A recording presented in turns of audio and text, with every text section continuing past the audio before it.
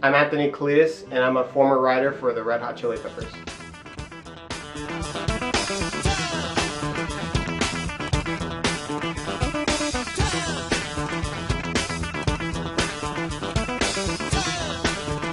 Well, growing up, I didn't want to be in the music industry. It just kind of fell into my lap. I got into heavy drug use when I was, around 18, 19, and that's how me and Anthony Kleetis met.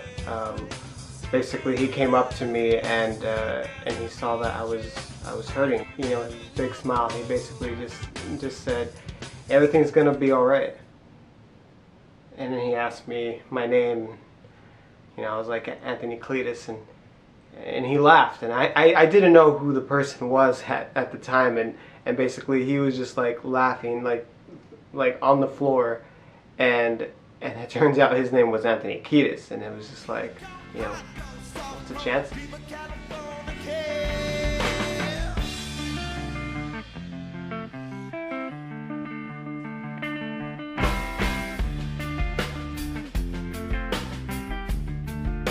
Around that time, I started listening to their music and saw what they were doing with Mother's Milk that had just been released, and listened to their old music, and I just immediately fell in love with what they did. So yeah, me and Anthony, we were hanging out, and he basically was listening to the music that the group members made, and coming up with like lyrics and stuff like that, and I don't know, just something hit me where I just began writing myself.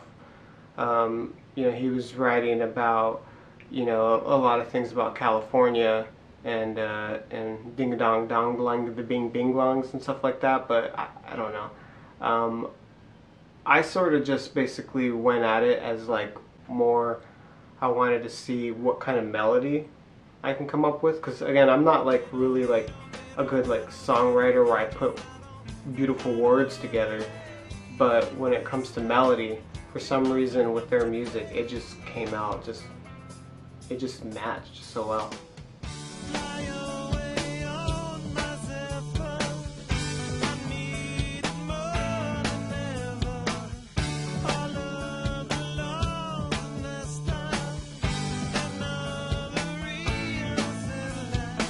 So this band, they just came in and started playing this beautiful jam called Give It Away, and at the time Anthony was, I don't remember exactly how it went, but it was more like da da da da da da da da. It was kind of like, it was really weird, and it didn't really match with the actual song.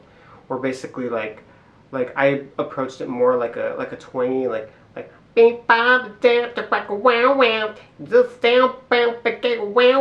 think, and so just that little twang, gives like inspiration on like how you can layer a song. So when you layer it on there, that's when you kind of mix it around like that. So basically you're more like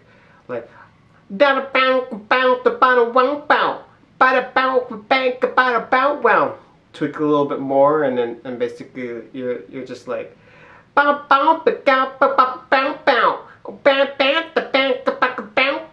and when you do that, you just match lyrics with it. So basically, like that part would basically be like my mom, I love because she loves me. So I approached it with like a music melody. And sometimes I would come up with a couple words and stuff like that, and then Anthony would come in and just match up stuff with, like, he's a really good writer, and he would just come in and just place beautiful words and tell a story with the actual song.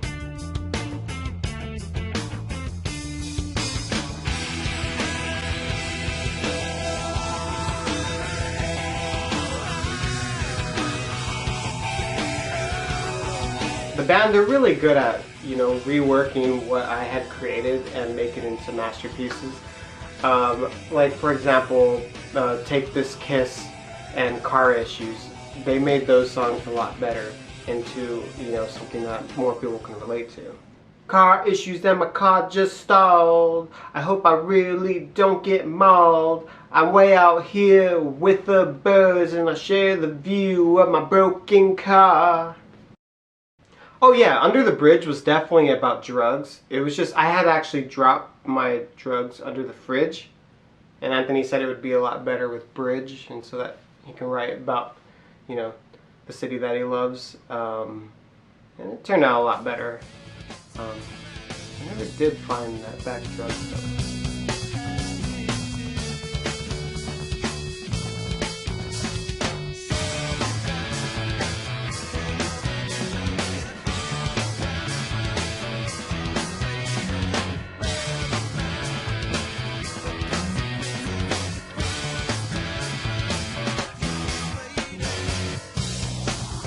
But the unfortunate thing was, you know, they are a 4-member band, and you know they have been writing music for a long time. Not like the whole band, but like as a band, the Red Hot Chili Peppers, they've always written their own music. And for me to come in and basically say that, you know, I should be in the credits because I, you know, made a lot of their most popular beats and songs, like, you know, I get it, but at the same time it was kind of hurtful, but you know, I understood.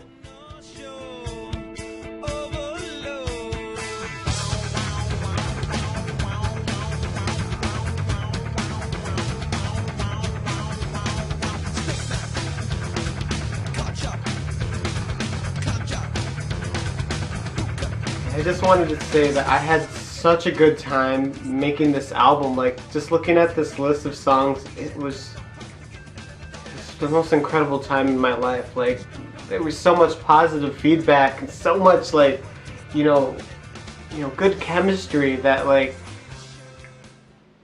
I am so sorry that John Frusciante left the band. I didn't mean to, you know, introduce him to electronic music. I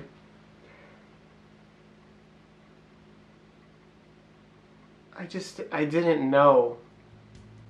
When John Frusciante had left the band, there was a lot of tension towards me. And I don't think that there was going to be any way to recover from that.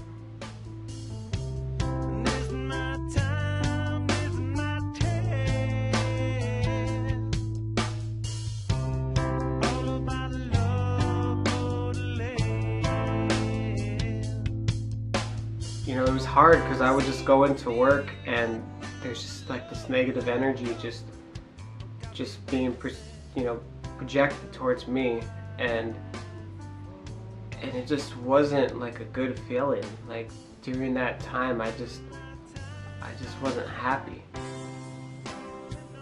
And even though they don't, you know, give the credit, you know, to me that I, like, you know, wrote some of the melodies that, you know, that they're known for, you know, it hurts that, you know, they didn't invite me to come to this new album and, you know, experience a new sound of music. Like, they said I was complacent, that I write the same shit all the time, but, you know, I feel like I got kicked out of the band, but didn't really get kicked out of the band. They just didn't return my phone calls.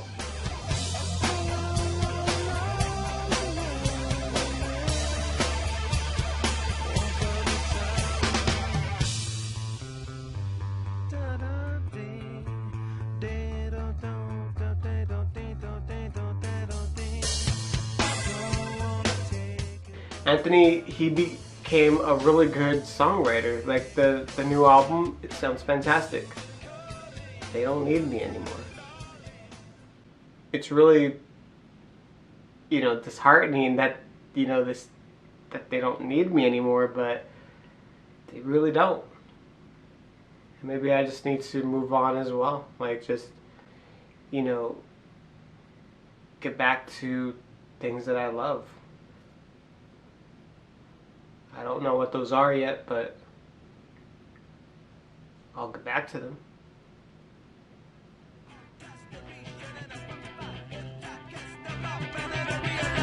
Can't stop the spirits when they need you. Deep ba da ba da da dee doo.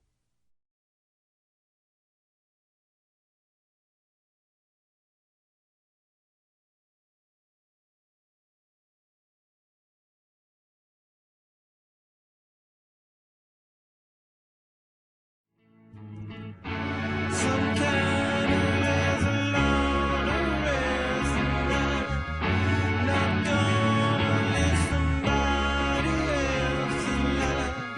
Would you wanna rest? I know and live and not taste the missing and the rest of toast. Take me to the Burger King, where I can stuff my face. Take me where I want to go, and bring some more French fries. And now the band, they have their new album, The Getaway.